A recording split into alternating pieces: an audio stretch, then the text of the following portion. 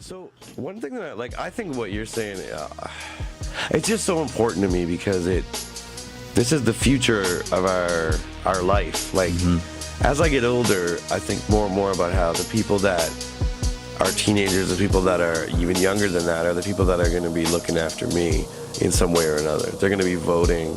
They're going to be doing all these things. And it matters so much on a selfish level to take care of those kids. But I feel like you're saying, I don't care what it is. I just want them here, because having them here is better than having them outside, so to speak. And that's the same thing with... Not outside, like, of course we want fresh air, but like outside, just wandering the streets or looking. Because then trouble comes. Yeah. Because you're not supposed to be out there doing... Like, what do you do? I'm playing hopscotch? No. No. and that's what the library then transitioned into the other part, like my day job, but also the studio. Right. Which I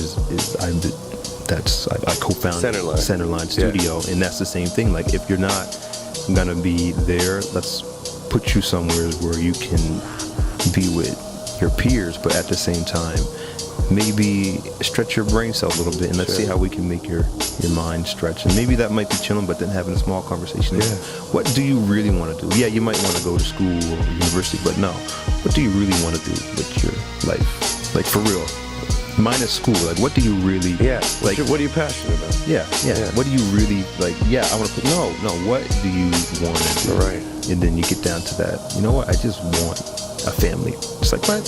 It's like, what the hell? That's what you want? You're like, yeah. Okay. They want their own family? Like, so then you get down to like deep. Like, you get past like, basketball, rapping. Then you like, people just want everyday normal things, but they don't know how to get it other than doing a rap or basketball. So those spaces where I connect with a lot of youth. On the way here, you're seeing me beat my horn, yelling at guys. Those are guys that I connect with and down in the city all the time. And it's good to be able to pick at them. I was like, how hard is it to sell that to people in a way? Like, let's talk about something beyond the cliched routes to success, so to speak, or like beyond school even. Like, how hard is it to get them to be like, to go that way, to think that way? In terms of people in general, or just youth? Just the youth that you're interacting with, I guess. It's the only way you can get them to think that way is you need to show them that either you have that experience or you know what you're talking about. So when I come to them at that angle, they know that I've been through it. So when I say you don't need to be in the streets, I'm not saying I've been in the streets, but I grew up with a lot of people who were in the streets. And I know what happens when you go down this path. And do you have people saying to you like, nah, man, I'm gonna go like get the quick bread? Oh yeah. Like, and then it becomes like, all right, you know what? That's cool. You need to be careful. Remember, I'm always here. And when I see them, it's like, all right, are you good? Like, make sure you're all right. And because at the end of the day, we're all people, and we're gonna do what we want to do. Exactly. So to say, you know, you shouldn't be selling drugs, but if you're gonna do it, make sure that you're careful and you're thinking about what you're doing, not just doing it because you want to be cool. Like, why are you really doing this? Yes. And then it becomes the conversation like, okay, why are you doing this? Right. Yeah, it's a quick buck, but there's other ways to make money. So why do you really want to sell drugs? Right. It's not. And that comes probably back to those basic things, like those basic things. I want food security. Yeah. I want to eat. All right. Well, there's other ways to eat. So there's So it's interesting, in me being able to say, well, I can hook you, I can get you a job. Right. I might not be able to pull out my pocket, but I have enough contacts where you if you want to work, I can make a phone call and have you working tomorrow. Right. But you got to be ready to do it. Yeah. And then when you start throwing that stuff, like, oh shoot. Right. Now he's pulling my card. That was really like calling you out on this. Yeah. Well, there's no jobs. Okay, you want a job? Let's get you a job. Right. That's the trump card. There's no jobs. I got to do this. Yeah.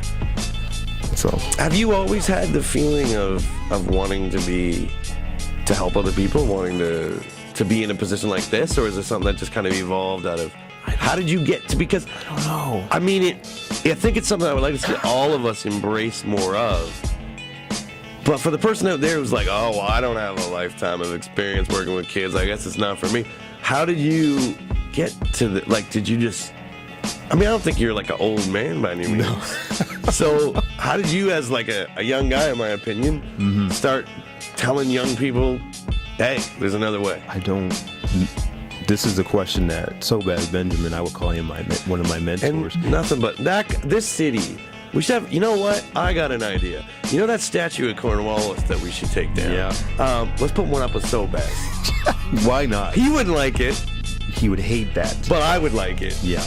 So let's do that. But all right, back to so talking to people. So he'll say to me all the time, like, why do you do what you do? Like, I spent a lot of my life, like I'm only 25, giving back to people, doing things for community. Where did that come from? And I don't know why I do it. To this day, like, I know why. I'm starting to understand why I do it, because I want to make sure that youth have a path. I want to make sure that I can embrace. Because you're getting older, though. Because I'm getting older. That makes sense to me. From 25 on or whatever, I get that. Yes. As a guy who's 37, I get that. Yes. But why have you been doing it for as long as you have been when you were like a youth, when you probably started doing that? Yeah, like I was 14 years Who does old. that? 14 years old in a group where we created conversations with police and youth, created a documentary about the community, and documented like the history of the North End. Like, why? But why? Why? Was that family influence? Did you have people around you that were like, yeah, that's good to do? No, it was just those. I don't know. I can't. Who you are. To this day, I can't. I'm still trying to figure out, like, slowly starting to. Yeah. But it's that age that's coming, like, okay. But I don't know why I did those things. I think as we get a little older, we start to see, like, the things that I went through and the things that were available to me or weren't available to me, somebody was doing that. Somebody was facilitating that. Like that cool thing, the little thing I used to go to after school, or that teacher who let us play hockey after school in the gym. That was some older person. That was me. That was you being the one who was holding the key holder. So we could have that. I see now our role of like creating what was good or what was lacking, like making that happen. Yeah. So that's where it makes sense. But I found with younger people, it's like, where did it start? Because some people it seems to miss. It's like, who cares about other people? And then there's some people like yourself where it's like, it almost seems like, I don't know you well enough to really say this, but it almost seems like there be times where you maybe need to be careful not to put other people ahead of yourself too much. And that's something I've been battling. Yeah, like you seem to be the kind of person that would give to like, oh, wait a second, I don't have anything for me at all. I'm in bad shape now. Yeah, and that's until maybe early 20s. Yeah. I was just doing that, like the studio, for example, that's been running for 4.5 years. Yeah. I was going there 3 times a week. Still to this day, I'm a volunteer. Like we don't get paid. The mentors don't get paid, but 3 times a week, just volunteering, like being there, like being stressed out. Kids calling 911, and they have the police and trying to feed them and figure out how we can get money so we can feed these guys, and still recording and making music and doing all this stuff. And it's just like, why am I spending this time doing it? But I loved every minute of it. Yeah. But then I realized, like, oh shoot, I'm kind of forgetting. I need to yourself. I need to think about my own spare time. Gotta put that oxygen mask on you, and then we assist the people around.